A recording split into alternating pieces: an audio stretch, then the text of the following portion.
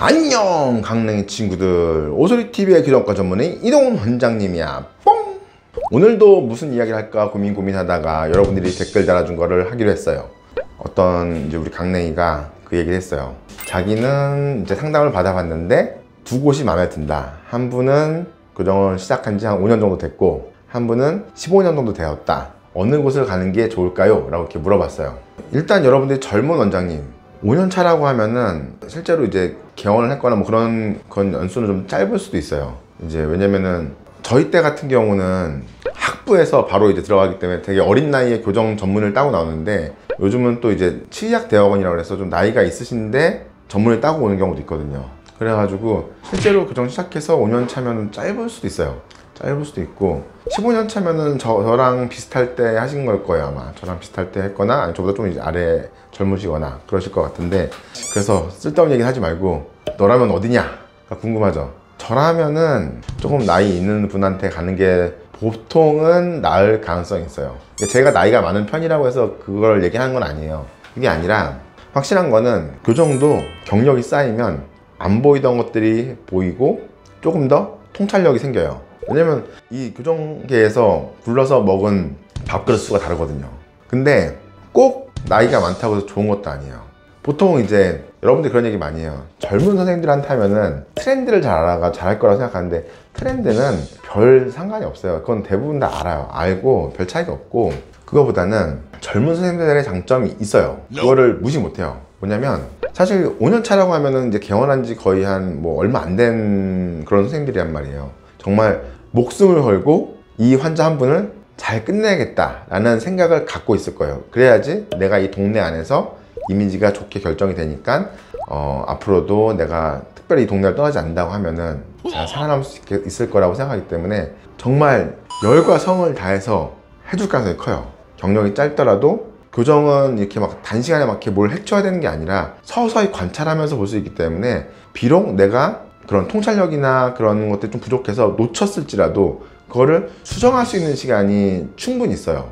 그래서 그 치과가 너무 바쁜 공장식의 그런 치과가 아니라면은 5년차 선생님이라고 해도 잘 끝낼 수가 있어요. 잘 끝낼 수가 있어요. 공장식이고 그냥 마케팅으로 환자가 엄청 온다, 그러면 잘 안 끝나기 힘들 가능성이 커요. 왜냐면 경력도 짧은데 그냥 정신없이 환자를 쳐내기 바쁘다, 그러면 그분은 잘 못할 가능성이 커요. 그리고 그분은 앞으로도 실력이 안 늘어날 가능성이 크다고 저는 생각해요. 왜냐면은 정신없이 환자를 보다 보면은 내가 전에 이 사람을 어떻게 치료했는지 모르겠고, 그리고 앞으로 어디로 가야 될지도 사실 정신이 없어서 잘 모르고 그런 경우가 되게 대부분이에요, 솔직한 얘기로. 근데 그냥 보통의 그냥 동네에 있는 작은 교정치과라고 하면은 되게 성심성의껏 봐줄 거예요. 왜냐면 자기의 목숨이 달렸기 때문에.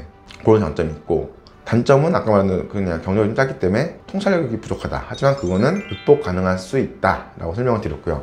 나이가 많으면 나이가 많으면 무조건 좋겠네 라고 생각하시겠지만, 이번엔 나이가 많은 분들의 단점을 얘기 드릴게요.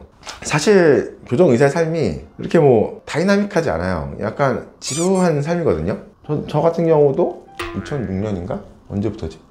2005년에 인턴을 들어갔어요. 인턴 들어갔는데 저희는 좀 특이한 게 인턴 때부터 교정을 가르쳐요. 옛날에 그랬어요. 옛날에 요즘은 인턴 때는 전체적으로 다 배우고, 2005년부터 22년까지 거의 교정만 한 거예요. 지겨워요, 솔직히. 솔직한 얘기로. 보통 이게 그냥 사람들이, 교정과 의사들이 저는 열정이 넘친다고 그렇게 얘기하지만 거짓말하지 말고요. 솔직히 지루해요. 17년을 교정만 했다고 생각하면은 상당히 약간 매너리즘에 빠질 가능성이 커요. 왜냐면은 정말 다이나믹한 케이스를 보면은 정말 엄청 설레겠지만 그런 경우가 그렇게 많지가 않아요. 보통은 그냥 삐뚤빼뚤하고 쉬운 것만 보겠죠. 조금 돌출되고 그런 것들. 그러면 정말 지루한 삶을 살겠죠.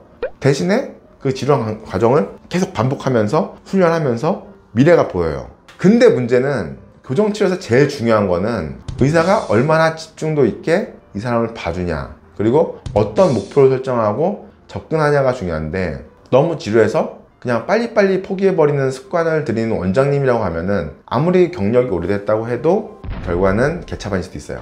솔직한 얘기로 개차반일 수 있어요. 그래서 어떻게 보면은 나이 많은 선생님 중에서 괜찮은 선생님 찾는 방법이 쉽지가 않아요. 그러니까 예를 들어서 어떤 원장님이 계속 학회 활동을 열심히 하면서 본인의 치료를 검증받고 싶어 한다, 그러면은 그분은 계속 잘할 수 있어요. 그러니까 무슨 말이냐면은 교정이라는 거는 누가 검사해서 80점, 90점 빵빵빵 찍어주는 그런 게 없어요. 스스로가 자기한테 점수를 줘야 돼요. 이게 엄청 힘든 거예요. 자기가 점점 목표가 낮아지면 남들이 그냥 봤을 때 한 70점 받은 건데도 야, 이 정도면 됐지, 100점 빡 이렇게 찍어준단 말이에요. 그러면 안 되거든요. 근데 저번에 말한 것처럼 대부분의 교정 원장들은 다행스럽게도 약간 변태적인 성향이 있어가지고 자기 스스로를 되게 괴롭혀. 아, 이따위밖에 못하나? 이렇게 약간 그런 성향이 있긴 한데, 근데 다 그런 건 아니거든요. 그래서 제가 옛날에도 영상에도 말한 것처럼 저는 옛날에 블로그를 하면서 그 괴로움의 시간이 되게 도움이 됐다고 얘기했잖아요. 그런 것들, 스스로 자기를 비판하는 시간이 있는 것, 그런 거를 많이 하는 선생님이 좋은데 그런 선생님을 찾기가, 여러분이 판단하기가 쉽지가 않죠. 그래서 적어도 교정 기간을 좀 충분히 오래 해주는 선생님들은 목표치가 높다고 저는 생각할 수 있어요. 어느 치과가 좀 교정이 빨리빨리 된다 라고 하면은 목표치가 낮을 확률이 높아요. 그러니까 교정치과 선택할 때 어디는 빨리 끝내줘라 그러면 아, 저기는 좀 그럴 수 있다 라고 생각하셔야 돼요. 판단할 때. 어느 치과는 교정이 너무 안 끝나고 오래 걸려요 라고 욕을 많이 먹는다, 그러면 어떻게 보면 거꾸로 보면 선생님이 생각보다 꼼꼼하게 해주는 걸 수 있어요. 그래서 나이 많은 선생님이라고 무조건 좋은 건 아니고 그 선생님이 얼마나 꼼꼼하게 해주냐, 그 부분을 판단해야 되는데 그게 쉽지가 않아요. 그래가지고 여러분들이 잘 통찰력을 발휘해서 원장 선생님을 찾아보라는 게 저의 오늘의 결론이에요. 결론이 참 애매하죠? 결국은 여러분들한테 달렸어요. 여러분들한테. 알겠죠? 안녕!